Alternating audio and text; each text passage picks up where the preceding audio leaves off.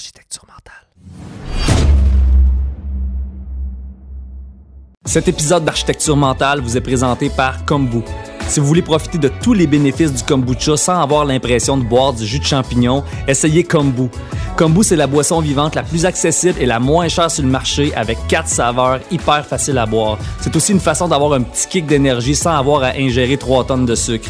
Visitez kombudrinks.com pour commander en ligne et entrer le code promo Architecture mentale en un mot au moment de passer la commande pour bénéficier d'un rabais de 10%. C'est au kombudrinks.com et le code promo, c'est Architecture mentale en un mot.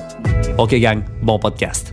Imagine comment c'est challengeant pour un conjoint quand la personne que t'aimes fait un volte-face, pam, un gros 180. Moi, je suis quelqu'un d'autre finalement, là. Puis c'est ça que je veux être. Fait qu'il a fallu créer, j'appelle ça perdre pour tout gagner, là. J'ai pas eu peur de ça. La seule affaire que j'ai peur réellement, Sylvain, c'est mes enfants, leur santé, leur sécurité.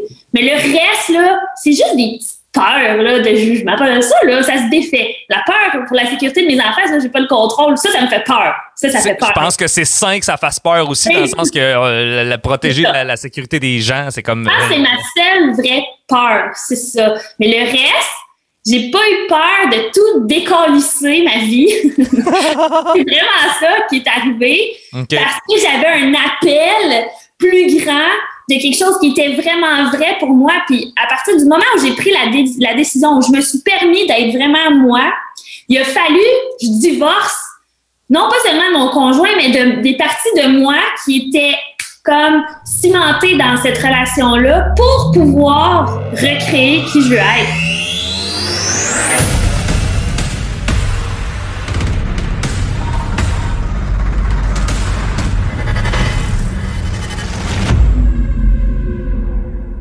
Vous écoutez Architecture mentale parce que vous voulez apprendre à vous connaître et vous maîtriser pour arriver à vous construire une vie à la hauteur de vos rêves. Je m'appelle Sylvain de Carufel et aujourd'hui, mon invité est championne nationale de cheerleading acrobatique, danseuse professionnelle et interprète en langage des signes. Elle a fondé les entreprises Studio Amplitude, Eleonora et Vibrasing qui œuvrent respectivement dans les domaines de la mise en forme, des produits de beauté et du langage des signes. Elle est une bombe d'énergie et de motivation et elle fait partie des plus importants coups de pied dans le derrière que j'ai eu pour partir ce podcast-là et tous les autres projets qui l'entourent. Chloé Blanchette, bienvenue à Architecture mentale. Merci de l'invitation, Sylvain. Très cool. C'était un immense plaisir. C'était comme ça allait de soi là, qu'il fallait que je t'invite là, tu sais. Je suis vraiment contente. C'est ma première fois, mon premier podcast. Pour vrai, c'est la première fois que tu t'es interviewé? Ouais, puis pour vrai, j'avais un léger stress parce que je partage beaucoup de contenu. Tu sais, je suis comme créatrice de contenu. Je pense que le terme, c'est micro-influenceur. Maintenant, c'est comme ça. Là. Et tu sais, je me gère moi-même avec mon cerveau. Je décide qu'est-ce que je dis. Si j'aime pas la take, je la refais. Alors là, d'être interviewée comme ça me générait un genre de wouh! On va voir si je vais bien faire ça. Je sais pas. Ben écoute, je vais te confier que c'est toujours... Tu sais, je me suis dit, quand j'ai parti le podcast, j'étais tout le temps comme, ça va être cool, je vais juste comme jaser avec du monde, puis ça va être relax. Puis écoute, à chaque podcast, même toi, surtout toi en fait, je suis stressé à chaque fois. Je suis tout le temps comme, ok, tu sais, on va-tu manquer de choses à dire, je vais-tu poser les bonnes questions, tu sais, fait que c'est tout le temps un stress, mais tu sais, manquer de choses à dire avec toi, ça me surprendrait beaucoup. J'avoue que j'aime bien parler. Moi avec. All right. Ben, justement, on va aborder ce sujet-là parce que, tu sais, je te connais depuis longtemps, mais pas beaucoup dans le sens que, tu sais, t'as travaillé beaucoup avec ma blonde, puis t'as comme... fait que je sais t'es qui depuis longtemps, mais ça fait comme peut-être quelques mois qu'on interagit un peu plus, là, tu sais. Mais c'est quoi? Genre, tu dis ça, puis je me dis, moi aussi, je sais je suis qui depuis pas longtemps. Wow! Sérieux, t'as dit ça, puis j'étais comme... Ouais, ça fait pas longtemps que je sais je suis qui, moi aussi. Fait que c'est full pertinent ce que tu dis. Hey, fuck ma question et développe là-dessus. Hey! OK, mon Dieu, par où je commence? Vas-y, ta question, on va voir ça. OK.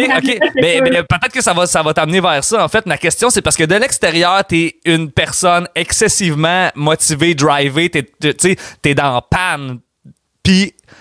La question, c'est qu'est-ce qui te drive à être comme ça, premièrement? Et deuxièmement, est-ce que tu te sens comme ça? Oui, je me sens comme ça.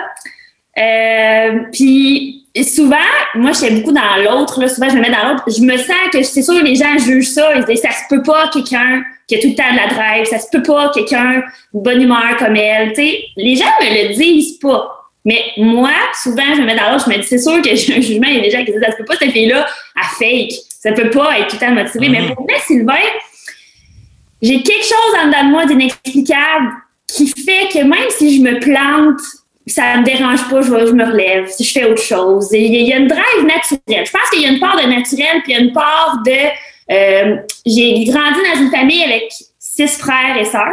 Okay. Donc ça fait partie vraiment de mon gros bagage là, d'architecture mentale, là, parce que quand tu as 6 frères et sœurs dans une société où les familles sont plus petites, tu as un frère ou 2, tu sais, la moyenne à mon âge, quand j'étais au primaire, là, j'étais la seule là, qui avait 6 frères et sœurs à écrire sur la... Il y avait juste tout le temps 2 lignes. Écris tes frères et sœurs, il y a 2 lignes, là, moi j'en avais 6. J'étais la seule, tu sais.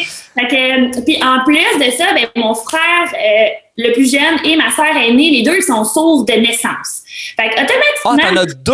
Ah ouais, OK. Fait que je savais que Jérôme était sourd, mais OK. Ma sœur aînée, Fanny, elle est sourde, puis Jérôme, lui, il s'expose plus, fait que c'est pour ça qu'on le voit plus dans les réseaux sociaux. D'ailleurs, je le plug si ça te dérange pas, mais je vais oh non, pour vrai, moi, je commence à le voir, Jérôme, je le connais pas personnellement, mais je le vois sur les réseaux sociaux, puis il y a une personnalité extraordinaire, c'est vraiment cool, pour vrai. Ben, j'invite les gens à les découvrir. Bientôt, il va lancer un super projet, mais juste pour sa joie de vivre et sa résilience infinie, là, je vous invite à aller découvrir Jérôme Blanchette. Il est un clown humanitaire. Il travaille avec Guillaume Vermette ici à Trois-Rivières, qui est quand même... une sommité. Là, oui, que je veux avoir sur le podcast. D'ailleurs, Guillaume, si tu regardes ça, je te veux, man. je te le répète. Je vais dire à Jérôme qui passe par là. Fait que, bref, en ayant eu Fanny, qui est mon aînée de sœur, qui est la première de la famille, moi, je suis la deuxième. Après ça, on a eu 5 frères et sœurs plus jeunes. Je pense que il y a une résilience d'imprimer en moi, que je le veuille ou pas. C'est ça, c'est de cette façon-là, moi, que je l'ai vécu. Fait que peut-être que le fait que j'ai pas peur de me planter, que pour moi, c'est pas grave si mon projet a pas été extraordinairement successful. J'ai la résilience de faire, je vais réinventer, je vais recréer autre chose. C'est pas grave, ça a été une contribution. Je passe à autre chose. C'est peut-être pour ça que je suis tout le temps motivée, c'est que ça me dérange pas de recommencer. Ça me dérange pas. OK. Je sais pas. Okay. Tu sais pas? Ben, on va le savoir parce que moi, je vais te creuser. C'est ça le concept de l'émission. mais en même temps, j'ai l'impression... Écoute, parce que je travaille avec Jasmin aussi, qui est un autre de tes frères, tu sais, puis moi, en découvrant Jasmin, Jasmin, c'est un autre hostie de malade dans la tête, là, tu sais, c'est quand j'ai découvert ce gars-là, j'ai fait comme, OK, man, il y a une drive, il mord, il rentre dans la vie comme une brute. Fait que, c'est-tu comme une culture familiale? Êtes-vous toutes comme drivées de même? Y a-tu... Mais c'est nouveau. C'est nouveau que là, ça se perçoit d'un point de vue entrepreneurial. C'est comme si on a eu un déclic dernièrement, là. Parce que je veux pas avoir grandi avec 6 frères et sœurs. T'as pas beaucoup de tas de parole dans une famille de 7 personnes. Wow! OK, ça, c'est hot. OK. T'as pas de tas de parole. Et quand t'as ton tour... Tu vas te garrocher pour être entendu, être reconnu, être vu. Puis, tu sais, quand on est enfant, on va être vu par nos parents. Oui, absolument. Fait que je pense qu'on a tout un peu pris notre trou. Puis, on s'est développé chacun de notre bord. Et là, tout à coup, je trouve que dernièrement, peut-être parce que là, on se rapproche tous, on a au-dessus de 20 ans toute la gang, là. Mm-hmm. C'est comme si là, les graines semées viennent toutes de faire comme, hey, j'ai mon identité à moi, je suis pas obligée de me fondre dans la masse. Comme les 6 autres. Moi, je vais développer mes affaires. Moi, je fais les... Fait que là, je vois mon frère Jas qui est en train de s'émanciper big time dans la musique. Ouais, c'est écœurant. Pour vrai, son projet, c'est tellement béton, là. Ça fait... Il vient juste de commencer, puis ça lève déjà, là, ça me fait capoter raide. Il y a une énorme contribution là-dedans, c'est vrai. Avec je l'espère. Ensuite, mon frère, même affaire, l'année passée, lui aussi, grosse révélation. Mon frère Renaud, a lancé son entreprise de boulangerie artisanale. Alors, il fait du pain, des bagels, il fait ça. Puis c'est ça qui est cool, puis je vais m'en aller vers ça, là. C'est que dans notre famille, on est tous un peu des autodidactes. Tu sais, là, moi, Renaud, il a pas fait de formation de boulanger. Il apprend sur le tas. Jasmin, en musique, il a pas fait des études en musique. Il apprend sur le tas, mais tu sais, ça marche. Il est bon. Ben oui. On tient ça beaucoup de nos parents. Je pense, mon père, il y a une compagnie qui s'appelle Groupe Multiconseil. Là. Fait que tu vois, lui, c'est un multitâche. Multi, ça fait partie de peut-être notre ADN. Oui, c'est ça, parce que votre père, c'est un entrepreneur, dans le fond. Là. Oui. Écoute, mon père, tu sais, là, tu me fais remarquer que je suis pas mal les traces de mon père. Mon père, il a travaillé dans tellement de domaines différents. Et là, aujourd'hui, il a 60 ans, puis il est exactement là où il veut être, puis il continue de bâtir. C'est comme si tout ce qu'il a fait dans son histoire fait qu'aujourd'hui, il est solide dans ce qu'il fait parce qu'il a touché à tout, il a développé des compétences dans chaque domaine. On dirait qu'on va vers ça. C'est un peu ça que je suis en train de faire. Que je c'est vraiment hot. C'est cool que le point que tu as touché de dire que le fait de ne pas avoir beaucoup d'espace de parole quand tu es jeune, en fait, en sorte qu'à un moment donné, ça devient comme une espèce de besoin criant de t'exprimer. Ouais. Est-ce que tu as le feeling que... comment je te dirais bien ça? Que ce qui peut être un... En fait, je vais poser la question, c'est d'y répondre, mais je veux voir c'est quoi ton input là-dessus. Que ce qui peut être une situation embarrassante dans le passé, ce qui peut être quelque chose de vraiment très inconfortable, peut devenir ta plus grande force. Oui, le moteur. Mais il faut en être conscient parce que ça pourrait virer de l'autre bord aussi. J'aurais pu choisir... Bon, tu sais, moi, j'ai pas vraiment été vue, reconnue, j'ai pas vraiment, tu sais, fait que je vais juste vivre ma petite vie, puis je dérangerai pas, tu sais, j'aurais pu tourner vers ça.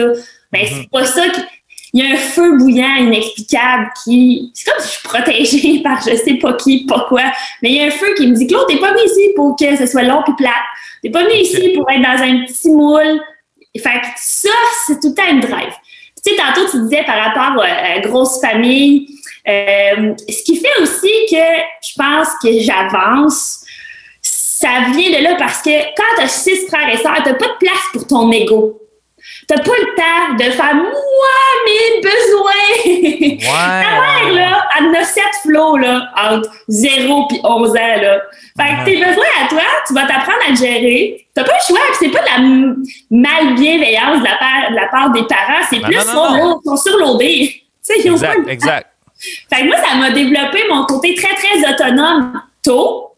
Et ça fait que je tasse mon ego. T'sais, mes besoins à moi, j'ai une aisance, une facilité de les tasser pour aller juste dans le qu'est-ce que je peux faire pour m'amuser ici maintenant. Je me suis tout le temps ramenée au plaisir dans mes choix. Fait que ça, c'est gros. Puis tu sais, parlant de ça, tantôt tu disais, est-ce qu'une affaire qui est un irritant ou une blessure d'enfant devient ton moteur?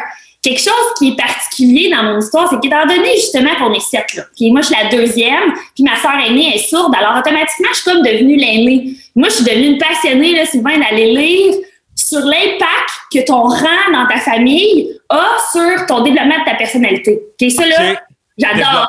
Développe là-dessus, c'est malade ça. J'ai tout lu qu'est-ce qui se faisait là-dessus. Puis souvent dans les textes que tu vas trouver, ils vont parler de 3. Tu sais, quand tu as une famille de 3. Bon, l'aîné va souvent être celui qui est le sérieux parce qu'il va avoir eu la rigidité de ses parents qui étaient nouveaux. Et lui, il prend les décisions, il suit les règlements. Le deuxième de famille, ça va être souvent lui qui va être un peu comme, pas oublié, mais le syndrome de l'enfant du milieu, ça, on connaît ça, c'est connu, là. Et le troisième, ça va être le funné. Il est comme tout le temps plus, bon. Et moi, j'ai lu tout là-dessus. Moi, en ayant 7, c'est comme si je deviens l'aînée avec ma sœur aînée, étant donné qu'elle est sourde. Tu sais, quand on vient à l'âge qu'il faut garder les petits frères et les petites sœurs, ben là, moi, j'ai pris le rôle de parent jeune, OK? Et moi, c'est vrai que j'allais en thérapie pour ça. J'allais en thérapie pour ça parce que, sans le vouloir, et ici, je tiens à souligner, parce que mes parents vont regarder ça, et c'est un sujet qui a déjà été abordé avec eux, c'est quelque chose qui est réglé, qu'on a fait la paix, et que je n'ai aucune hargne ou sentiment lourd face à ça. Mais il y a le syndrome de l'enfant parentifié. Ça, ça a défini toute ma vie, Sylvain. D'une façon positive ou négative ou un peu des deux? Il y a eu plusieurs phases. Tu sais, il y a eu la phase, je suis un enfant, je me valorise dans le rôle que j'aide ma mère, que j'ai le syndrome un peu du sauveur. Je suis comme, yes, ma mère, elle a besoin, je suis là, je me valorise. Alors, il y a ma période enfant où j'ai adoré être une excellente co-maman, même si c'était pas vraiment mon rôle à cet âge-là. Pas un rôle officiel, mais tu l'as interprété comme ça. Ouais, mais ça m'a valorisée, puis j'étais heureuse à ce moment-là. Dans le moment présent, c'était parfait. Puis là, il y a eu la phase à l'adolescence, là, où j'ai compris, hey, les autres de mon âge, là, eux autres font pas du lavage en revenant du secondaire 2, là, tu sais, ils font pas de brasser, là, ils font pas le souper, là, eux autres. Là, j'ai eu une phase un peu, non pas rebelle, mais un besoin de faire comme, hey, mon Dieu, je pense que je suis pas comme les autres. J'ai compris à cet âge-là, vers l'adolescence, je me suis pas rebellée d'une façon extrême, mais c'était plus dans de l'anxiété, le besoin d'être vue, le besoin d'être quelqu'un à ma propre identité, puis le besoin que mes parents comprennent que ça me tente plus d'être une mère, finalement. Tu sais, j'aimais ça à 7, 8, 9, 10 ans, mais à 11 ans, ça me tentait plus. Ça me tentait plus. Fait que j'ai eu ma phase un peu rebelle. Et là, tout ça m'a conduit à avoir des enfants extrêmement jeunes, par choix, parce que j'avais hâte. Tu sais, souvent, on répète les moules de ce qu'on connaît. Hein, oui, moi, j'étais une bonne mère. J'étais une bonne mère à 7-8 ans. Et j'ai voulu être une mère rapidement. Et après ça, j'ai eu mes enfants. J'ai été extrêmement heureuse. Et boum! Là, il y en a qui appelleraient ça crise de la trentaine. Moi, j'appellerais ça éveil spirituel.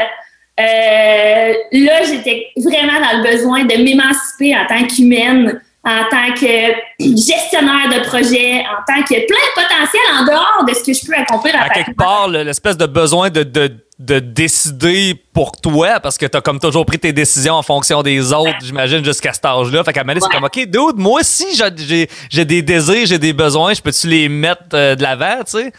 Puis, tellement. Mais il a fallu c'est là que t'es, là. Consulte. Ouais, mais tu sais, tout ça, là, c'est un process, là. J'ai consulté pour aller comprendre, mettre des mots sur ça, l'enfant parentifié, parce que moi, je connaissais pas ce terme-là à ce moment-là de ma vie. Je l'ai vécu.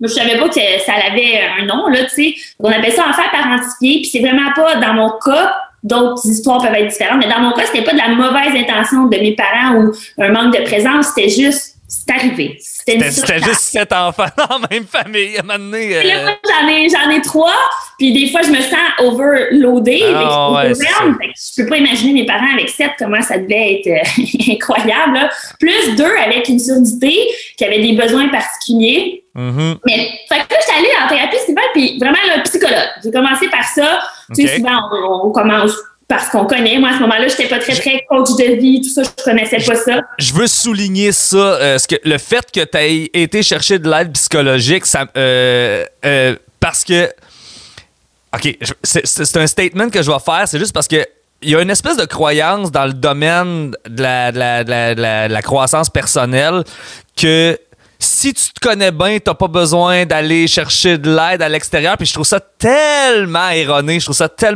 Parce que c'est comme de dire qu'un athlète olympique n'a pas besoin d'avoir un coach, un athlète olympique n'a pas besoin d'avoir un nutritionniste. Voyons, c'est au contraire, tu sais. Si tu veux te développer adéquatement, il faut que tu ailles chercher un œil extérieur, il faut que tu ailles chercher une expertise. Puis, est-ce que toi, quand t'as fait ça, t'avais-tu un blocage à faire ça que t'as transcendé ou t'as fait comme, all right, moi j'y vais, ça va être cool, tu sais? Non, c'était vraiment, comme je te dis, le genre de feu bouillant de tu resteras pas pris, là, Chloé, là. Genre, tu le fais, là, tu y vas. Mm-hmm. Puis, autour de moi, et là, je peux même parler en incluant mon conjoint, lui, il tripait moins. Sur l'idée, il trouvait que ça servait à rien. Fait que dans mon entourage proche, pas tout le monde qui était d'accord, mais moi, je sais pas. Est-ce que tu ailles consulter? Ouais. C'est donc bien drôle. Il y a du monde que t'as pas besoin de ça, Chloé. Ouais, c'est weird! Ouais, c'est weird. Ça, c'est le contraire. C'est comme tu devrais aller consulter, puis la personne, elle résiste ben raide. Fait que toi, tu voulais y aller, puis les autres, t'es comme, t'as pas besoin de ça. Ouais. Holy shit, OK. Mais dans cette situation-là, c'est que, tu sais, moi, Sylvain, avant d'aller faire tout ça, là, avant d'être qui là, je suis capable d'être aujourd'hui, là, j'étais tellement dans l'anxiété, là. Une anxiété qui me figeait. J'étais dans la peur du jugement des autres, mais souvent, j'étais dans la peur de mon jugement et que je me suis jugée souvent en pensant que c'était les autres, mais c'était tellement moi qui se jugeais. J'étais dans la grosse peur du jugement qui venait de ma peur de déplaire, de déranger. Ça, c'est mes peurs, là, mettons, que j'ai identifiées avec les années, qui étaient les plus prenantes, qui me cimentaient les jambes de me déployer dans des projets parce que je me disais, si je vais outside the box, est-ce que je vais être encore à être aimée, mon désir d'être aimée, qui me ramène à mon désir d'être vue par mes parents, tu sais, tout ça, corps, là. On gratte l'architecture mentale, là. Moi, c'était ça, mes bobos, le besoin. Je relate tellement, c'est exactement ça. Je pense que puis je pense que c'est le cas de beaucoup de monde, tu sais, dans le sens, quand tu pars un nouveau projet, t'as peur du jugement des autres. Comme tu dis, t'as peur de ton jugement. Puis, à un moment donné, se libérer de tout ça, c'est comme essayer de sortir d'une toile d'araignée, tu sais, parce que les autres vont te juger. Tu sais, c'est pas juste comme une peur, c'est comme ça va arriver pour vrai. Fait que quand t'as la preuve, tu sais, quand tu sors, tu décides de faire un projet qui te tient à cœur, puis que tu reçois...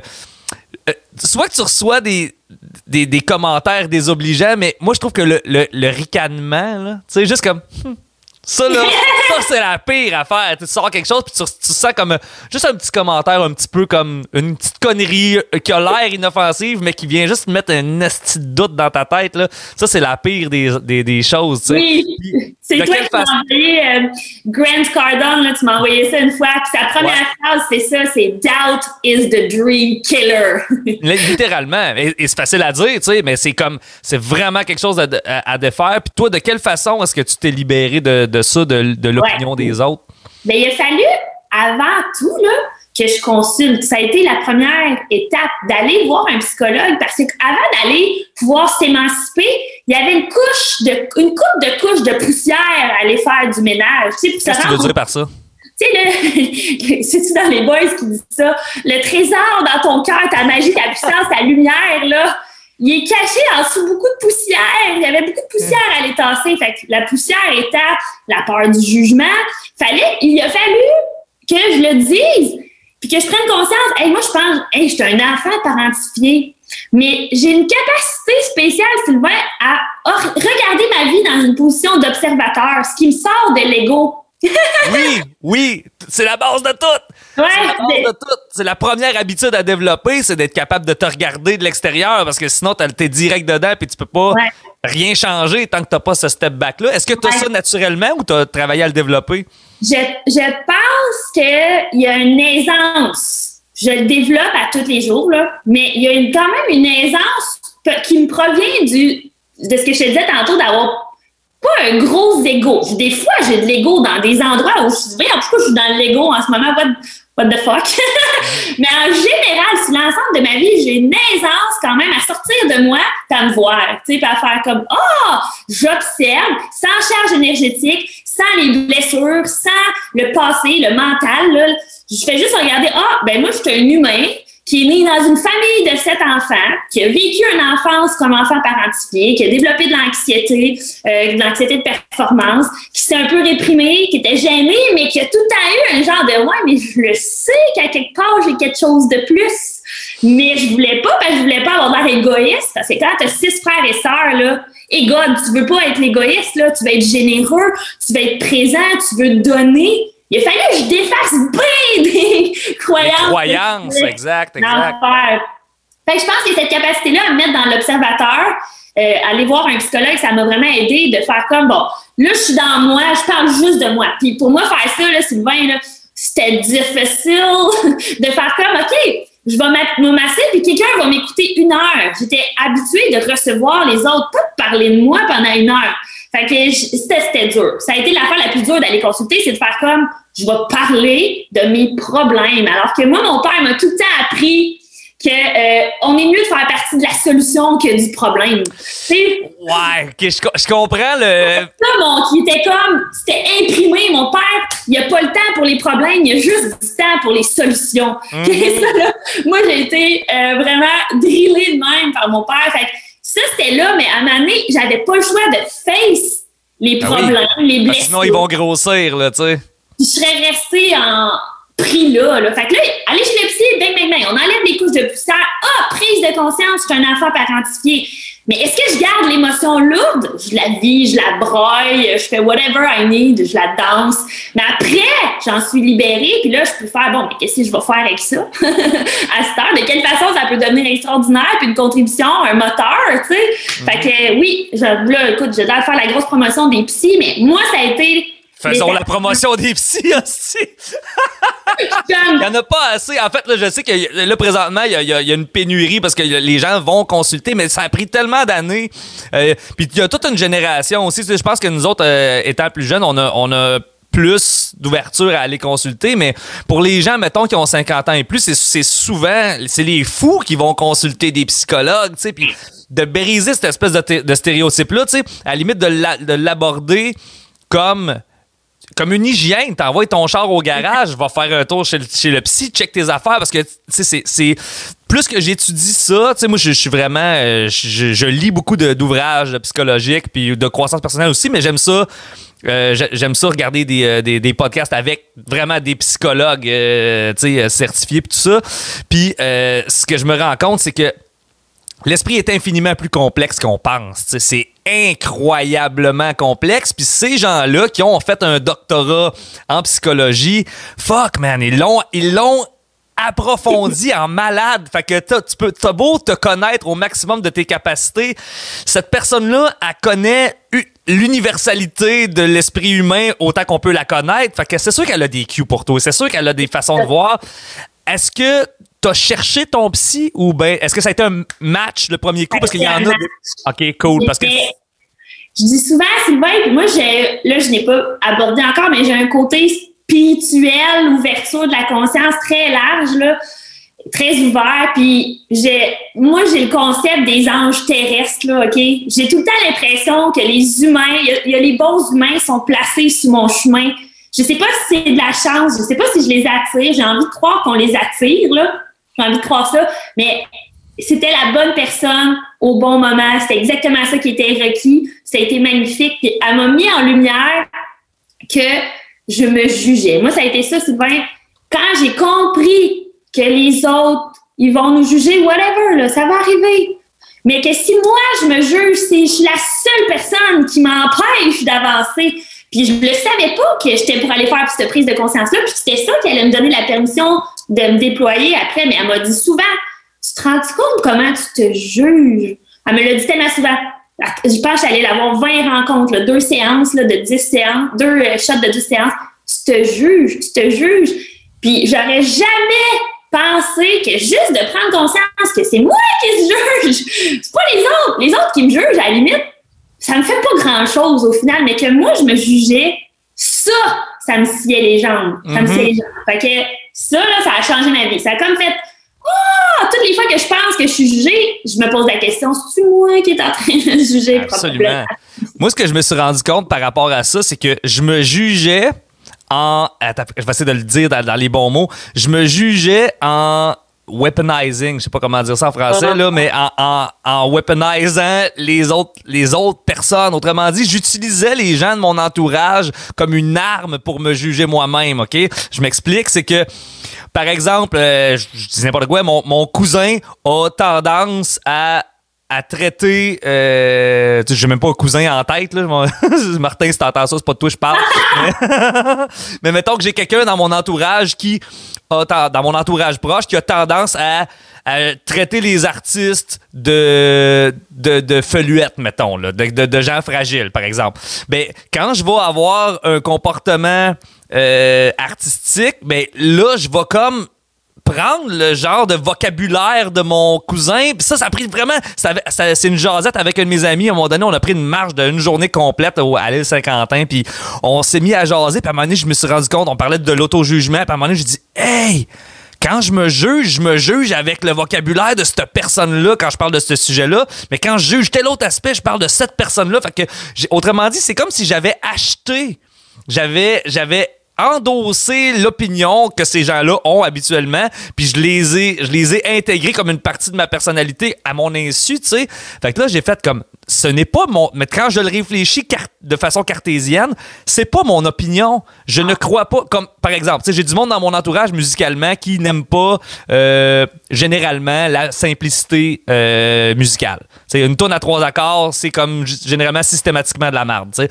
Puis, à un moment donné, je composais, il y avait une tourne à 3 accords qui sortait, puis là, je jugeais la tourne, tu sais, mais quand je le regarde de façon objective, avec mon goût à moi, je l'aime, la toune, moi, avec 3 accords, je l'aime de même, mais on dirait que je me refusais le droit d'aimer ça parce que ces gens-là, je les admire, parce que ces gens-là, je les estime. Fait que ça a été c'est de cette façon-là de dire comme je me libère de ces 3-4 personnes-là qui me jugent tout le temps, puis qu'en bout de ligne, dans la vraie vie, ils s'en calissent de moi, eux autres. Exact. Ça, là, écoute, j'ai à peu près 800 choses qui ont popé pendant que tu disais ça, là. Mais ce qui m'appelle à dire que, tu sais, t'es un hyper empathe, probablement, toi aussi, Sylvain, là. Ça, c'est une autre affaire que ça m'a permis de prendre conscience. OK, je suis une hyper empathe, puis une hyper sensible, mais une high sensation seeker. Ça, c'est quelque chose qui existe, tu peux aller lire là-dessus. Okay? Ah, t'es pareil comme moi. Bon, on est des hyper-empathes, hyper-sensibles, mais à la recherche d'émotions fortes, de changements, de démarrage de projets. Et dès que la high sensation descend, là, on a besoin d'aller revivre de l'adrénaline, parce que souvent, on drop le projet et on change de projet. Là, c'est quelque chose que je veux moins faire, étant donné que je sens que j'ai trouvé exactement ma mission, ma voie du moment présent. Je ne me fermerai jamais au fait que demain matin, je peux avoir changé d'idée. Mais si je te parle ici et maintenant, je sens que là, je suis rendue à un moment de ma vie où j'ai fait des ongles dans la vie. J'ai été technicienne en pose d'ongles. J'ai ouvert une garderie en milieu familial. J'ai ouvert une école de langue, d'enseignement de la langue des signes.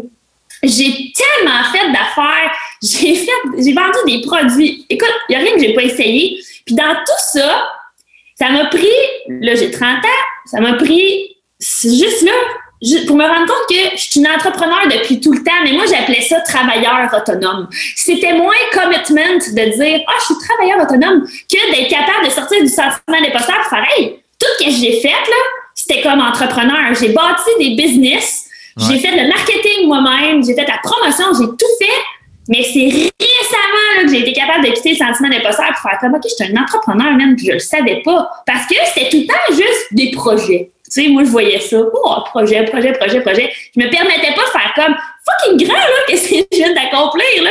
C'est gros, là. Fait que c'est nouveau pour moi, ça, de. Ouais. C'est vraiment hot. Tu parles du sentiment d'imposteur. Je pense que ça va avec aussi, tu sais, dans le sens que je parle de ça. Je sais pas si tu as vu le premier podcast que j'ai fait d'architecture mentale avec Yannick, avec Yannick Latendre. Tu sais, lui, ça en est un que le sentiment d'imposteur, c'est comme ça lui est étranger au point où est-ce que il s'est garoché dans des entreprises qui connaissent absolument rien. Là. Il y a comme à un moment donné, il s'est dit, il y a de l'argent à faire dans les decks de piscine. Là. Il y avait genre 15-16 ans, il s'est mis à faire des decks de piscine. C'est comme, il n'avait jamais fait ça de sa vie. Est-ce que tu connaissais les 4 phases d'apprentissage de Maslow et non pas la pyramide de Maslow? Non, c'est-tu comme l'incompétence inconsciente? Ouais! Mais je pense que ce que tu décris de Yannick, lui, c'était une compétence inconsciente qui était dans l'automatisme. Et comme il sait qu'il va être compétent, puis il n'a pas besoin de se poser plus de questions, puis c'est ça qui fait que c'est roule. Puis c'est ça, puis c'est pas autrement dit, c'est pas dénué de stress, là, ce processus-là. Tu sais, comme il dit, la journée où il pogne un contrat, Yannick, il va passer la nuit à étudier, puis là, il est stressé, puis ça va pas bien. Mais autrement dit, il ne croit pas. Tu sais, on se sent imposteur, mais je pense que j'ai l'impression qu'Yannick, il ne croit pas aux posteurs, dans le sens que, tu sais, tout le monde a la légitimité de tout faire, tu sais, à quelque part, dans une certaine mesure, tant que le résultat est là, tu sais. C'est un peu, tu sais, comme j'ai du monde autour de moi qui œuvrait dans le milieu de la croissance personnelle, tu sais. Puis moi-même, ça a été tout un step de me lancer dans ce domaine-là qui est ma plus grande passion. Mais j'avais du monde autour de moi qui s'était lancé là-dedans puis que je leur donnais, je leur posais un certain jugement, tu sais. Jusqu'à temps que je réalise que leur méthode n'est pas la mienne, mais ils ont des résultats concrets. Ils ont des clients qui sont satisfaits. Fait que c'est pas des imposteurs. La question, c'est si tu vends quelque chose puis que les gens sont pas satisfaits, là, t'es un crosseur, là, t'es un imposteur. Mais sinon, si le résultat est là, que tu te perçoives comme une entrepreneur ou pas, je veux dire, si ton client il est content, that's it, t'es une entrepreneur. Sais-tu qu'est-ce qui a contribué aussi à changer mon mindset? C'est de m'entourer, de me plonger dans un univers de gens qui partagent les mêmes mindsets. Puis là, je vais t'amener l'image la plus garderie que je peux dire à ce moment, mais ça marche là dans ma tête. tu sais, le fameux soit un Fruit Loops dans le bol de Cheerios, là. Tu sais, puis j'ai expliqué ça à mon enfant cette semaine parce qu'elle dit tout le temps qu'elle se sent pas comme les autres, qu'elle est spéciale. Puis ma fille, c'est une hyper empathe, hyper anxieuse, hyper sensible. Elle est créative, elle me ressemble beaucoup. Fait que, tu sais, je me vois à travers d'elle. Puis c'est là qu'est montée cette image-là. Puis ça m'a même aidé moi-même de l'aider, dans le fond. J'étais là, Marie-Lie, c'est juste que en ce moment, tu sens le Fruit Loops dans le bol de céréales. Mais en vieillissant, là, ton bol de céréales, tu vas pouvoir aller dans le bol de Fruit Loops. Exact. Même les Fruit Loops, les autres, ils seront pas la même couleur. C'est normal, vous allez être différents, mais au moins, vous allez vibrer ensemble sur les mêmes sujets. Tu vas te sentir plus confortable. Fait que moi, là, de sortir des gens qui avaient des pensées de jugement, tu sais, ça me dérange pas. C'est sans lourdeur. Je fais juste ça. Je suis pas dans le bon bol de céréales. Si ben m'en va avec d'autres Fruit Loops. C'est là que ça vibre. En vieillissant, c'est ça, tu sais. Mais l'affaire, c'est qu'on développe des patterns. Quand tu choisis pas ton école, tu choisis pas tant tes amis tant que t'as pas quitté, mettons, le secondaire, tu sais. Fait que tu subis un peu ton entourage, puis tu développes des patterns dans ce genre d'environnement-là. Puis quand t'arrives plus tard, que tu dis comme, OK, je vais choisir mon entourage, moi, ça a été vraiment la clé, là, à un moment donné, quand j'ai fait comme, c'est quoi qui est la mesure de ma qualité de vie? 80%, c'est les gens qui m'entourent. T'sais. Oui, si les gens qui t'entourent te drivent pas à t'épanouir, ou bien du moins qui te font pas filer ce que tu veux filer. Je veux pas dire qu'il faut s'entourer de monde qui te challenge jamais, mais au contraire, de t'entourer de monde qui te challenge à t'améliorer et non pas de t'entourer de monde qui te challenge qui essaie de te rabaisser. Tout est là. J'aime beaucoup, j'utilise souvent les mêmes mots. Je travaille beaucoup avec l'approche Access Consciousness. Puis pour moi, les mots, c'est la nourriture de nos pensées qui vont devenir nos choix. Fait que j'ai quand même un souci par rapport au choix de mots. Puis souvent, je vais dire le mot contribution. Je choisis des gens auxquels ils sont une contribution à ma vie et que moi, je sens que je peux contribuer au leur aussi. Ça veut pas dire qu'on est pareil. Je recherche des gens qui vont chercher à être ouverts d'esprit, qui vont élever mes vibrations, même quand ils me challenge, même quand ça me dérange, même quand ça me trigger. Je suis des gens sur Instagram qui me dérangent dans leur approche, qui ont du succès, mais je les suis pareil parce que je me dis, si elle me trigger, c'est qu'il y a quelque chose en moi qu'il faut que j'aille travailler, régler, parce que j'y retourne tout le temps à voir quand même ces maudites stories qui m'énervent, mais je me dis, j'ai quelque chose à apprendre d'elle, certainement. Fait que ça, pour moi, c'est choisir qui m'entoure. Puis tu sais, c'est sûrement cette phrase-là, on est le reflet des 5 personnes avec qui on partage notre quotidien. Hein. Absolument. Fait que ça, là, quand j'ai pris conscience pleinement de ça, j'ai compris que j'étais juste pas dans le bon bol de Fruit Loops. Exact. Là, tu as abordé un sujet qui m'intéresse au plus haut point. Tu dis que les mots qu'on utilise pour se parler deviennent éventuellement nos choix, tu sais. Puis je ne peux être plus d'accord. Tu sais, en fait, architecture mentale, c'est que ça, c'est l'architecture de ton vocabulaire interne. Puis tu me parlais tantôt, on a effleuré le sujet là, de quand il y a quelque chose qui fonctionne pas à ton goût, tu as comme la capacité de revenir à la charge parce que tu dis que ça te dérange pas de recommencer. T'as-tu un genre de slogan intérieur? C'est quoi la phrase que tu te dis le plus souvent dans une journée? Écoute, moi, j'utilise beaucoup Access. Là. Je pourrais dire plusieurs phrases de Access, mais tu m'amènes à te raconter, dans le fond, que tu sais, cette capacité-là d'être observateur, là, c'est tout le temps d'essayer de sortir du petit moi. Tu sais, là, j'aime ça appeler ça comme ça. Là. Souvent, on est dans nos têtes, dans nos projets, dans nos vies de famille, on est dans le petit moi. Mais je recule souvent pour voir la big picture, que dans le fond, on est tellement petit dans ce grand univers-là. Puis j'aime bien dire qu'on est juste, mais pas juste parce que c'est grandiose, mais on est qu'un être spirituel dans une expérience terrestre. Au final, que je me suis plantée 150 fois dans mes projets, que ça ait marché, whatever happens, je vais juste avoir vécu chaque seconde dans l'exploration des possibilités. Des fois, c'est se planter, des fois, c'est réussir, des fois, c'est broyer, des fois, c'est être vulnérable, des fois, c'est... Tu sais, I don't care. Je n'ai fait des choix douteux, là, mais je les juge pas parce que si je juge mes choix d'hier, oublie ça, là, mes choix d'aujourd'hui sont pas sécuritaires avec moi-même, là, tu sais. Fait que je ne juge pas mes choix d'hier. J'en ris, par exemple, des fois, je me dis, oh, c'était intéressant. En plan, tu sais, je referais peut-être pas ce choix-là aujourd'hui, mais grâce au fait que je l'ai fait et que je l'ai pas jugé, j'ai la liberté de refaire des nouveaux choix, peut-être douteux aujourd'hui, mais qui vont m'amener ailleurs puis que je sais que je suis en sécurité. J'aime bien dire ma vulnérabilité est en sécurité avec moi. Et ça, c'est fucking grand parce que le point de la vulnérabilité, c'est d'être jamais en sécurité. En fait, c'est exactement ça, le point de la Ouais, c'est ça. Tu touches quelque chose qui m'est inconnu, en fait. Ce sentiment de sécurité-là puis de vulnérabilité, développe là-dessus. Je trouve ça très, très, très intéressant. Mais ça part de Access, là, je m'inspire beaucoup d'eux. Ils amènent le point de vue que tous les choix, tout de la vie n'est qu'un point de vue intéressant. C'est la façon d'enlever la charge énergétique du jugement. Tu sais, la lourdeur puis la genre de limitation dans un jugement. Si tu fais juste reculer, tu es observateur, puis tu fais comme point de vue intéressant, point de vue super intéressant, puis tu fais juste passer à autre chose. Si ça soulève une lourdeur, va gratter, va chercher pourquoi. Mais si tu es capable de rester juste dans la légèreté, reste pas là, père. C'est tellement énergivore, les jugements avec ça, se faire. Tu sais, mettons, tu me proposerais quelque chose aujourd'hui, puis je me dis, je suis pas du même avis. Mais au lieu de vouloir me battre, moi, je me bats pas, Sylvain, je crée. C'est différent, là. Je vais pas me battre contre ton point de vue. T'as ton point de vue, ton histoire, t'as ta vie, t'as ton histoire. I don't know, moi, pourquoi t'as ce point de vue-là, puis ça m'intéresse pas, je me battrai pas, je vais pas me débattre. Je vais juste créer, qu'est-ce que ça génère chez moi? De quelle façon ça peut contribuer? Est-ce que ce point de vue-là est vibre? Est-ce qu'il m'élève? Non, fuck off, je passe au prochain point de vue. On est les humains, on est faits pour avoir des points de vue. Tout le monde va avoir des points de vue, aussi bien enlever la charge, puis d'essayer le plus possible. Des fois, il y a l'ego, des fois, ça fait mal, des fois, ça vient toucher des places plus sensibles. En général, quand je suis capable, j'essaie de développer ça tous les jours, de faire, bon, il y a un point de vue bien intéressant. Est-ce que je l'utilise ou je le laisse aller? Puis je dépense pas de l'énergie à me battre avec les points de vue. Ça sert à rien. Fait que j'ai souvent des points de vue sur moi-même. Tu sais, là, l'année passée, là, Sylvain, j'étais à une étape de ma vie où ce que je venais de me délayer, tu sais, genre de me libérer de la peur du jugement. J'avais besoin d'être vue. J'ai dit, je vais faire un move de masse. J'ai fait les auditions d'Occupation Double, Sylvain. Puis, c'est vrai! Oui! J'avais oublié ça.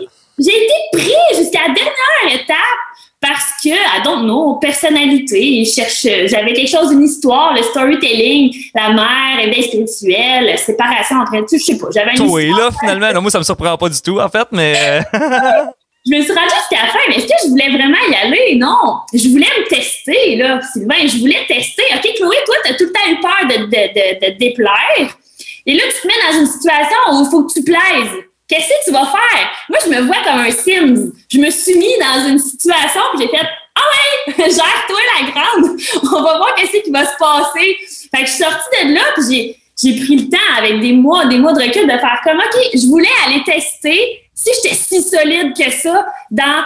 Maintenant, je suis alignée avec ma vulnérabilité, avec mon authenticité, puis je me laisserai pas tomber dans le piège de plaire, puis de sortir d'être moi pour plaire à des juges. Fait que je me suis mis en danger. Mais personne qui connaît mon histoire comprenait fuck all. La petite mère, qu'est-ce qu'elle fait là? C'était une expérience personnelle pour me tester, Sylvain, c'était ça. C'est vraiment hot.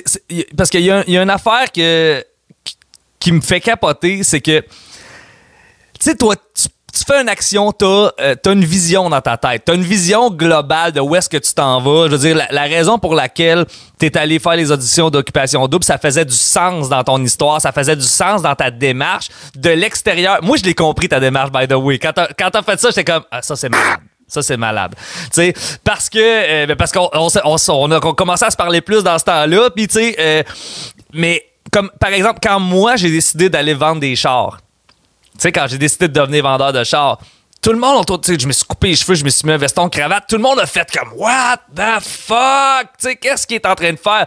Il y a une personne, même mes parents, ils ont fait comme « OK, qu'est-ce qui se passe? » Il y a une personne qui a compris pourquoi je faisais ça, c'était ma blonde, parce que Gab, elle suit mes réflexions, tu sais. Mais moi, c'était complètement clair que je voulais développer mes compétences d'entrepreneur.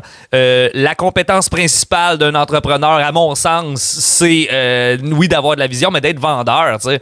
C'était vraiment ça.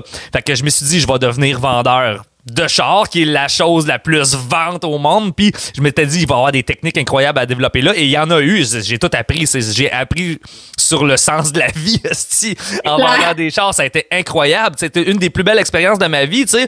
Puis de l'extérieur, ça a été une bulle que j'ai eue pour bien du monde. Mais c'est pas une bulle. J'ai fait un an de ça assez pour soutirer ce que j'avais à soutirer, me rendre compte que, regarde, je veux pas être vendeur de chars dans la vie. Mais je voulais le faire. C'était une école. Tant qu'aller à l'école en vente, puis faire des simulations, aussi bien d'être sur le terrain puis être capable de vendre 45 000 $ de stock à chaque vente, tu sais. Puis j'étais comme, OK. Fait que, mais comment tu deals maintenant avec l'incompréhension de ton entourage par rapport à ta démarche? Ça revient à ce que je te dis. Puis Sylvain, c'est pas de l'inconscience ou de la naïveté, puis je mets le point là-dessus, mais leur point de vue, c'est juste des points de vue bien intéressants.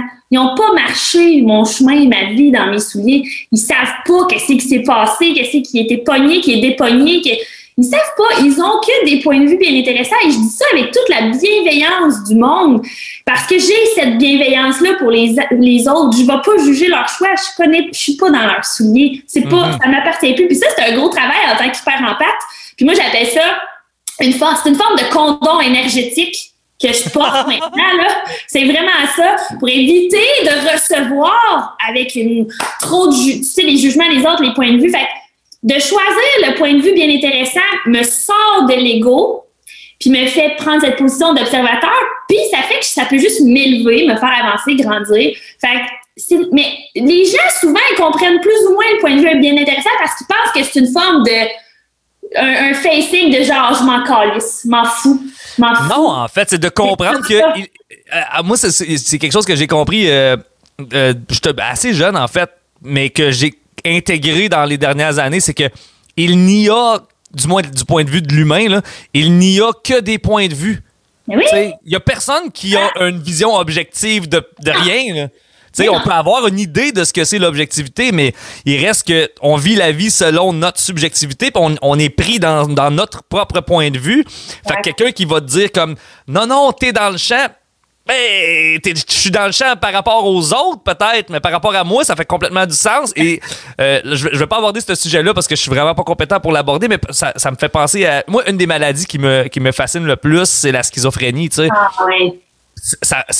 J'ai une amie qui a travaillé avec des schizophrènes. Puis, je connais pas cette maladie-là, je peux pas vraiment en parler tant que ça, mais il y a une question que je me pose, c'est que cette personne-là, on vive la réalité d'une façon complètement différente des autres, mais qui, pour eux, fait 100% du sens, tu sais. Fait qu'à ce moment-là, s'il n'y a que des points de vue, si tu as un point de vue qui est dissocié, qui est différent de celui des autres, c'est juste parce qu'il est différent de celui des autres, tu sais, Je trouve qu'il y a une richesse puis une conscience extrême quand on reste dans le point de vue bien intéressant parce qu'on enlève les émotions. Il y a un partage qui devient présent, là, il y a un espace de possibilités qui se dégage du point de vue bien intéressant plutôt que du jugement. Puis ça, c'est comme ça que je veux vivre ma vie. Exact. C'est ça que je veux, en fait, c'est de se désidentifier de ton point de vue, du moins, de diminuer l'importance que ça a pour toi. Tu sais, comme dire, non, c'est de même. Puis l'autre, il a pas. La manière, c'est comme, non, tout le monde a raison à quelque part. Le monde,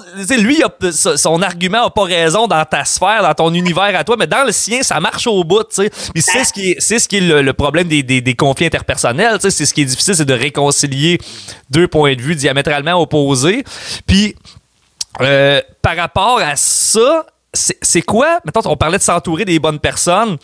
Est-ce que tu choisis ton entourage 100%? Mettons, je te parle de ton entourage proche, OK? Les gens que tu as comme clairés dans ta vie. Est-ce que tu vas choisir des personnes qui te ressemblent ou tu vas choisir des personnes qui te ressemblent dans une certaine proportion? Ouais. Ou c'est de quelle façon est-ce que tu détermines ton entourage? Ou sur quel point tu aimes être challengé, je dirais. Ouais.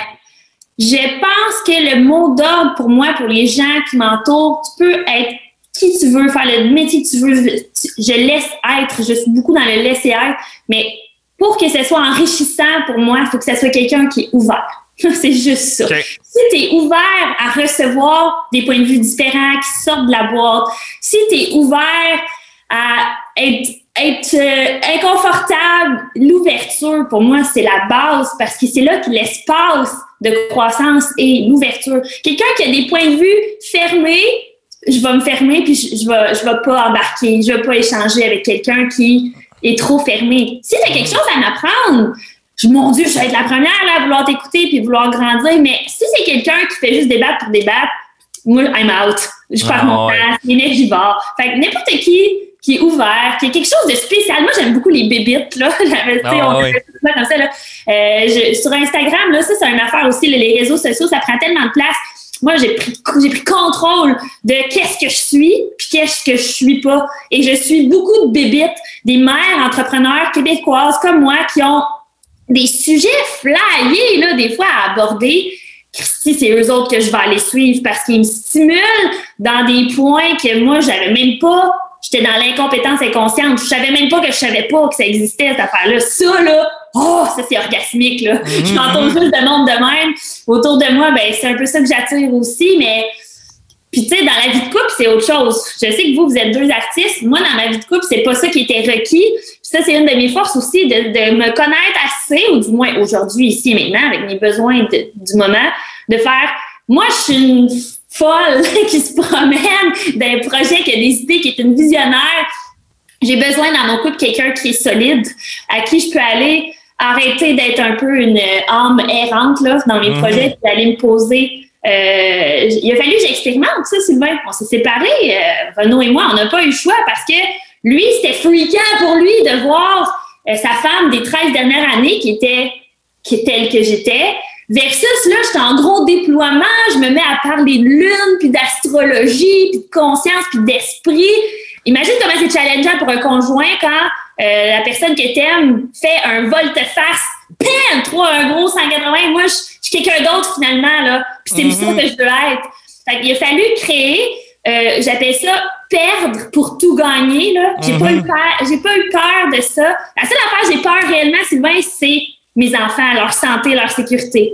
Mais le reste, là, c'est juste des petites peurs là, de jugement. Ça, là, ça se défait. La peur pour la sécurité de mes enfants, ça, j'ai pas le contrôle. Ça me fait peur. Ça fait peur. Je pense que c'est sain que ça fasse peur aussi, dans le sens que protéger la sécurité des gens, c'est comme... c'est ma seule vraie peur, c'est ça. Mais le reste, j'ai pas eu peur de tout décalisser ma vie. C'est vraiment ça qui est arrivé. Okay. Parce que j'avais un appel plus grand de quelque chose qui était vraiment vrai pour moi. Puis à partir du moment où j'ai pris la décision, où je me suis permis d'être vraiment moi, il a fallu que je divorce, non pas seulement de mon conjoint, mais des parties de moi qui étaient comme cimentées dans cette relation-là pour pouvoir recréer qui je veux être. Puis j'ai été chanceuse dans mon histoire, dans le moment présent, c'est ce qui se passe, mais ça a quand même permis que ce divorce-là de moi et de mon conjoint nous ramène de façon plus solide pour la suite. Ça, je sais pas si c'est une lock, je sais pas si je l'ai créé, si je l'ai attiré, ça aurait pu péter carrément. Nous, on s'est retrouvés 1 an plus tard, mais il a fallu que j'explore. Puis quand tu connais des gens différents de ce que tu as connu des 13 dernières années, puis là, c'est fucking vulnérable, qu'est-ce que je te raconte là, moi, là? C'est correct. En fait, tu me le dis si jamais t'es pas à l'aise que je le mette, mais je trouve ça tellement inspirant, tu sais, je trouve ça vraiment hot. Tu sais, j'avais un choix, Sylvain, là. J'avais un choix, là. Ça faisait plusieurs années que je sentais un feu bouillonnant en moi qui m'amenait à plus grand. Tu sais, on parle souvent de lumière, d'énergie, d'objectifs, de mission. Moi, c'est comme ça que je le nomme. J'aimerais ça. Je veux mettre des mots plus pragmatiques sur ça. Je comprends. Parce que j'ai ça aussi, là. Est-ce que... Je veux pas que tu aies peur de sonner prétentieuse, OK? Je ne crois pas qu'une personne est prétentieuse. Est-ce que tu as le feeling... comment je te dirais bien ça? On dirait que c'est déjà ta réponse. On dirait que c'est ta question. T'as-tu le feeling que t'es mis sur Terre pour faire de quoi de big? Ouais, ça me tente de croire ça. J'ai envie d'avoir ce point de vue-là.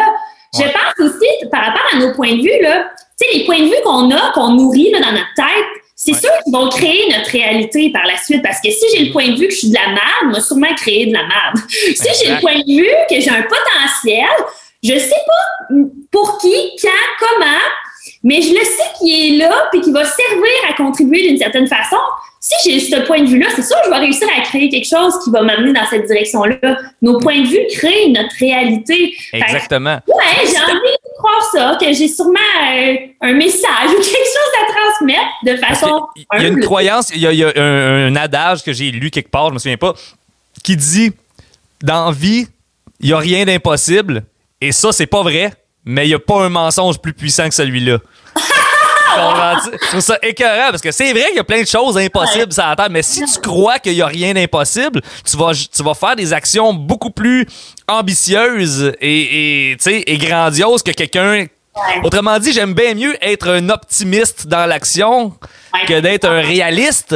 Tu sais, je veux dire, la personne qui est optimiste va faire des choses, va essayer de faire des choses impossibles, puis en bout de ligne, va finir par faire des choses que les gens pensaient impossibles, tu sais. Tandis que si t'es toujours réaliste, ça se peut pas, ça se peut pas, ben à un moment donné, tu restes dans le confinement des possibilités que tout le monde a déjà préétablies, tu sais. Ouais.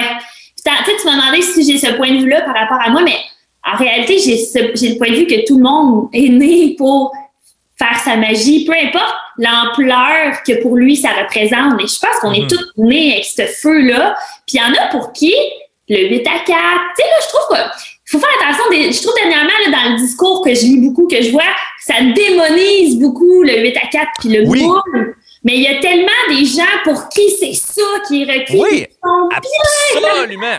Exactement. Tu sais, je connais du monde. Moi, personnellement, je meurs à petit feu quand je suis là-dedans. Mais j'ai un ami, justement, qui est arrivé à un point dans sa vie qu'il a essayé de partir des projets. Puis tout, à un moment donné, il a fait comme non. Moi, je veux travailler de 8h à 4h. Puis il a trouvé ce qui le faisait triper. Il a trouvé le projet qu'il faisait. Puis là, écoute, je le vois s'épanouir. Sa santé s'améliore. Il est plus de bonne humeur. Il fait des super beaux choix. À un moment donné, c'est comme, autrement dit, c'est de trouver ce qui te plaît, de trouver ta case, tu sais. Puis c'est pour ça, tantôt, je te disais les mots que je choisis. Moi, j'utilise beaucoup le mot requis. Qu'est-ce qui est requis pour toi? Pas qu'est-ce que tu as besoin ou qu'est-ce que tu veux, parce que souvent, ce que tu veux, tu le crées à partir de ton passé, tes connaissances, tes peurs. Ce que tu veux, c'est une affaire, mais qu'est-ce qui est requis? C'est vraiment différent puis beaucoup plus puissant pour t'aligner avec ton authenticité puis de ce qui est vraiment est requis. Il y en a pour qui le 8 à 4, c'est requis. Moi, je me connais assez, j'ai développé assez ma conscience, j'ai exploré assez pour savoir ce n'est pas ça qui est requis. Mais quand tu t'alignes avec ce qui est réellement requis, tu dégages l'ego, là, tu restes dans le percevoir. Puis ça, c'est d'autres mots que j'aime choisir. Parce que là, on parle d'architecture mentale, mais moi, j'essaye beaucoup de sortir de mon mental puis de me connecter avec mon percevoir, là, dans mon énergie, puis mon savoir, mais pas le savoir ici, ce que je sais ici. Fait oui, je sais ici que j'ai un potentiel quelconque, que je sais pas encore exactement comment il va se déployer, puis j'ai pas besoin parce que je le sais qu'il est là, puis je le nourris d'une certaine façon en faisant des choix tous les jours. Fait je change mon mental, je perçois, je sais qu'est-ce qui est requis. Ça fait qu'à chaque jour, je finis ma journée, puis j'ai fait qu'est-ce qui était requis aujourd'hui, puis je me sens bien, je suis heureuse. Si je meurs demain matin, ben au moins, je m'en fait qu'est-ce qui était requis dans le moment présent. Fait que, c'est ça. Je sais pas si tu me suis là-dessus, là. Oui, je te suis à 100%. C'est mon langage un peu spirituel. Ça me permet de sortir de l'anxiété. Ça me permet de sortir des décisions trop que tu overthink au lieu de suivre ton intuition, le percevoir, le savoir. Tu sais, je parle la langue des signes, fait que là, automatiquement, tu dois ressentir que je gesticule abondamment. Mais c'est que j'aime montrer le savoir ici versus le savoir ici. C'est pas la même affaire. Puis j'essaye de nourrir plus l'être que l'humain. Tu sais, pour moi, l'être, c'est la magie, la lumière, le spirituel, c'est l'intuition, c'est wow, c'est pas, on peut pas le voir. L'humain, ça va être les blessures, le passé, les limites, le jugement, l'anxiété, tous les irritants, là, si on veut qu'on traîne. J'essaie de nourrir plus l'être que l'humain, puis de les faire co-créer ensemble en étant pleinement conscience de OK, ben moi, dans mon humain, j'ai traîné ça. Est-ce que c'est encore requis aujourd'hui? Des fois, il faut faire des mises à jour. Et ça, les mises à jour, c'est mon sujet du moment. Parce que des fois, ton être, il est prêt à quelque chose, mais t'as pas fait la mise à jour avec l'humain. Ce qui fait que là, les deux cohabitent pas, ils t'avancent pas, t'es comme, voyons, je suis prêt, mais ça marche pas. Fais ta mise à jour. Va y dire à ton body, là, ton body est à corps. De quelle façon tu fais ça, concrètement? J'y parle, Sylvain, j'y parle. J'y pose des questions. Et j'ai découvert aussi la méditation dansée, la méditation pleine conscience, parce que pour moi, en tant qu'hyperactive, rester assis sur mes fesses pour méditer, c'est pas capable. C'est malade. Justement, je parlais à ton frère, Jasmin, de tout ça, tu sais, parce que on s'en fout de la position de ce que tu fais pendant que tu es conscient de ce qui se passe dans le présent, tu sais. Puis le présent, c'est la porte d'entrée pour toute modification que tu veux faire en dedans de toi, tu sais. Puis à un moment donné, ben moi-même, tu sais, je suis un gars qui a médité beaucoup assis, mais mes états les plus groundés que j'ai eus, ça a été en marchant. Ça a été toujours en marchant. Tu sais, quand j'étais assis, c'était comme ça a toujours été un effort. J'arrive à un certain stade méditatif où je suis relativement dans le présent, mais des moments où je suis en train de marcher, puis que là, je pratique le plein de conscience en marchant, puis que là, je regarde mon entourage, puis je suis comme, OK, là, présentement, il n'y en a pas d'ego, il n'y a rien que ça. C'est beau, ça! C'est malade, mais c'est ça. Fait en bougeant, c'est aussi valide que s'asseoir en position du lotus. Là, de toute façon, je suis pas capable de faire la position du lotus. Tu sais, tantôt, tu disais, mes méditations, mon truc, là, Sylvain, c'est que je me pose beaucoup de questions, des questions ouvertes et j'essaye de tasser l'humain qui va vouloir répondre ici avec le mental. Okay. J'en cherche pas de réponse. Je les laisse monter dans l'énergie. Puis ça c'est la twist, parce que des fois, on va regarder, ils vont dire c'est étrange ce que tu me dis, Chloé, je comprends pas. Parce que je pose beaucoup de questions, mais je cherche pas réellement les réponses. Mais quand tu poses la question, là, tu viens d'ouvrir, tu sais, t'es comme un couloir, toutes les portes sont fermées. Tu poses la question, tu viens d'ouvrir plein de portes, puis là, à un moment donné, ton aide va se promener, il va s'en aller, où est-ce que la réponse qui est requise, où ton intuition va te guider. Fait je pose beaucoup de questions, genre, qu'est-ce qui est... Tu viens de toucher un mot que je trouve incroyable, l'intuition, OK? Ouais. On a, à quelque part, dans le siècle des Lumières, on a décidé de mettre l'intuition dans le panier de la superstition. Alors que c'est une des facultés qu'on a, tu sais, c'est une faculté incroyable puis d'arriver à reconnecter avec ça. Moi, personnellement, je me sens complètement déconnecté de mon intuition. J'ai des moments où je le feel, mais il y a un penseur que je suis beaucoup qui s'appelle Terence McKenna qui parle justement de ça, qui revendique le retour de l'intuition en tant que faculté reconnue, tu sais. Et puis, c'est tout un domaine, puis c'est tout un autre aspect je pense que l'intuition mérite d'être scientifisée. Je sais pas si on peut dire ce terme-là. Parce que c'est vraiment ça. C'est vraiment, à un moment donné, tu as le feeling, tu as quelque chose, tu n'es pas capable d'expliquer pourquoi, mais ça s'en va vers ça, tu sais. Puis pourquoi, mettons, t'es inconfortable dans une situation X que tu sens exactement... Par exemple, l'appel de faire quelque chose de big qu'on parlait tantôt, c'est une intuition. Je veux dire, t'as pas nécessairement... Si tu te mets à rationaliser cette affaire-là, de dire, j'ai plus de talent que les autres, donc je vais faire... Là, tu fais comme, non, j'ai pas tant plus de talent que les autres, j'ai pas tant plus de personnalité que les autres. Puis là, tu te mets à rationaliser, t'es tout à fait comme les autres. Mais c'est cette espèce d'intuition-là que t'es faite pour quelque chose de big qui va te driver, tu sais, c'est incroyable. Je pense j'y laisse beaucoup de place. Tu me fais réaliser, là... Tu sais, là, quand est-ce que tu sais qu'un projet est fini, là? Tu sais, quand est-ce que tu sais que tu as été au bout? Moi, j'ai fait des ongles pendant 4 ans, OK? À un moment donné, mon intuition m'a dit c'est fini. Puis après ça, j'ai eu le goût d'aller faire formation de telle affaire. Je pense que je laisse beaucoup mon intuition. Quand le plaisir part, là, mon intuition va faire c'est fini, va ailleurs. Je lis beaucoup mes choix par le plaisir. Puis ça, je vais faire un coucou à mon ami Steph Turcotte, qui est neuropotentialiste. On va l'avoir ici, Steph aussi. Elle dit souvent cette phrase-là, puis je pense que je l'ai dit au début, on n'est pas venu sur la planète Terre pour que ce soit long puis plate. C'est ça sa phrase. Elle dit tout le temps ça. On n'est pas venu ici pour que ce soit long puis plate. Là. Quand c'est lourd, il y a une lourdeur. Vérifie premièrement si elle est à toi, là, cette lourdeur-là, ou si tu l'as peut-être captée de l'extérieur en tant qu'hyper empathe.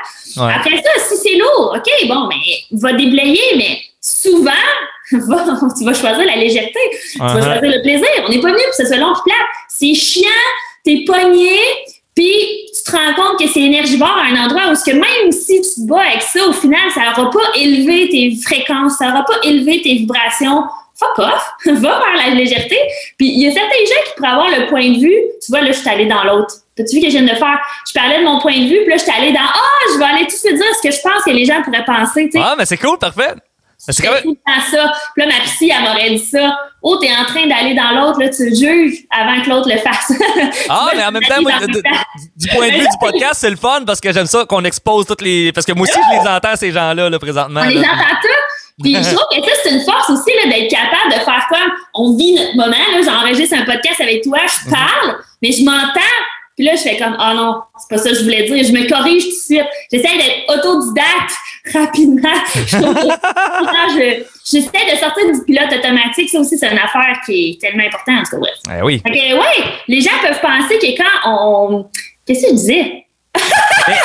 Je ne sais pas ce que tu allais dire exactement, mais pour renchérir à ce que, par rapport à ce que les gens peuvent penser par rapport mettons, à des croyances un peu plus ésotériques puis tout ça, moi, ma philosophie par rapport à ça, c'est j'en ai rien à foutre de ce que tu crois. Ce qui m'intéresse, c'est qu'est-ce que ce que tu crois te fait faire comme action. Oui. C'est ça qui est important. Tu sais, je veux dire, si t'aides, exemple, les sans-abri parce que pour toi, le système politique n'a pas de bon sens puis il faut venir en aide à ce monde-là, ou bien si t'aides les sans-abri parce que tu veux t'acheter des bonnes grâces pour ta future vie ou whatever, j'en ai rien à cirer. Est-ce que tu es en train d'aider ces gens-là? Oui. Est-ce que, peu importe le moteur, l'action concrète qui te motive à faire ça, le résultat est là, tu sais. Fait que moi, j'ai un ami à moi qui est hyper... On parlait tantôt de gens fermés, là. Lui, la majorité des gens pensent qu'il est fermé, OK? Mais il l'est pas du tout. Il est incroyablement sceptique, mais quand que... En fait, il croit que 1 + 1, ça fait 2. Puis quand tu réussis à y démontrer que dans ta philosophie, 1 + 1, ça fait 2, il switch de bord. Il est comme, ouais. tac, je te crois. J'adore discuter avec ce gars-là. Moi, je travaille dans le domaine de la danse, puis souvent, je vais parler de la flexibilité de l'âme, la flexibilité de la conscience. Fait que ça, là, les gens qui sont flexibles, là, que les points de vue peuvent changer à tout moment, là, moi, c'est orgasmique, ça, là. C'est ça qui est ce que j'aime de ce gars-là, c'est qu'il change de point de vue, mais pas pour rien, tu sais. C'est comme, faut que tu sois capable de le faire changer de point de vue. Fait que moi, j'ai les meilleurs arguments que j'ai avec, c'est avec ce gars-là, parce que il me challenge, tu sais, j'ai une telle croyance, j'ai telle affaire, j'arrive, puis là, il me dit, ouais, mais pourquoi ça? Attends une minute, là, toi, là. Puis il me pousse à augmenter mon argumentaire, tu sais. C'est toujours ça qui ramène à dire, quand on reste dans l'ouverture de la conscience puis des possibilités infinies puis que tout n'est qu'un point de vue, c'est là que la magie, elle se passe. C'est là qu'il y a une vulnérabilité parce que les gens pensent que la vulnérabilité, c'est mal, là, qu'il faut se protéger puis qu'il faut pas être blessé. Fait que tu montes, tu ériges des barrières autour de ta vulnérabilité, mais au final, qui reste seul en arrière ces barrières-là? C'est toi! Moi, c'est ça qui me fascine, là. Les gens se protègent, mais quand tu abaisses ça puis tu fais, ben oui, je suis vulnérable, moi, j'avais un point de vue. Tu vas penser peut-être que là, je suis facile et manipulable parce que je vais changer d'idée. Ah, quel point de vue limitant. Plutôt que de faire, OK, je suis vulnérable, mais je suis ouverte à changer. Ça me plaît, ça m'excite même d'en parler. Wow! More of that! Sérieux! C'est malade. Plus de comme ça, là. Chloé Blanchette, où est-ce qu'on peut te suivre? Oui, mais là, vous pouvez me suivre à plein de places parce que j'ai beaucoup de projets actuellement. Mais ma centrale de communication, c'est vraiment ce que moi j'ai appelé mon blog de Chloé, la partageuse d'étincelles de bonheur, parce que vous avez peut-être remarqué, c'est ça, moi, que j'aime les paillettes, le sparkle, l'énergie. Alors, Instagram, Chloé, partageuse étincelles de bonheur, puis après ça, tous les liens sont là vers ma compagnie du Studio Amplitude, qui aura un pignon sur rue à Trois-Rivières sous peu pour suivre des cours de développement de l'aisance par le mouvement dansé, parce que moi, Sylvain, je dis pas mise en forme. Parce qu'on met quoi en forme de quoi? Hein? On met quoi en forme de quoi? Ça m'écarte. Fait que moi, j'appelle ça développement de l'aisance par le mouvement dansé. Puis ensuite, j'ai aussi une compagnie de produits de soins corporels naturels, Eleonora, pour s'honorer. Fait que tout est là. Merci tellement! C'est malade. Merci, Chloé. C'était vraiment un plaisir. Puis on se voit quelque part sur un coin de rue pas loin de chez nous. Merci tout le monde. On aurait pu parler 800 heures. Ça aurait eu je sais. Ben, on va le refaire. C'est ça qui est le fun de ce podcast-là. Puis éventuellement, on va le faire en vrai. Là, on va finir par avoir un décor. Puis tout, là, ça va être malade. Yes, sir. Hey, merci tout le monde d'avoir écouté ça. N'oubliez pas d'aller suivre Chloé Blanchette. N'oubliez pas non plus de choisir vos pensées et de choisir votre vie. Ciao!